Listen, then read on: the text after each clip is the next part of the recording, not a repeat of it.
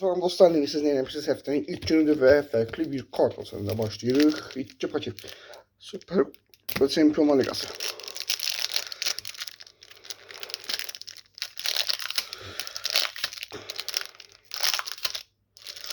Qayıtı nerede? Video bitti, basılmadı. Mən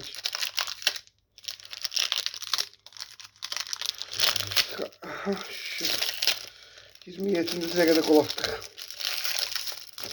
Qayıtı buradaymış ha. Şimdi Javi Lopez, Shaw, Rashford, Sacho. Bu ne? Manchester United serisi bu. Yora, Ferrand, Simakan, Olsen. 1, 2, 3, 4, 5. Manchester United ne de o? Ne zaman söylüyor? Biz Kalles ile başlayırıq.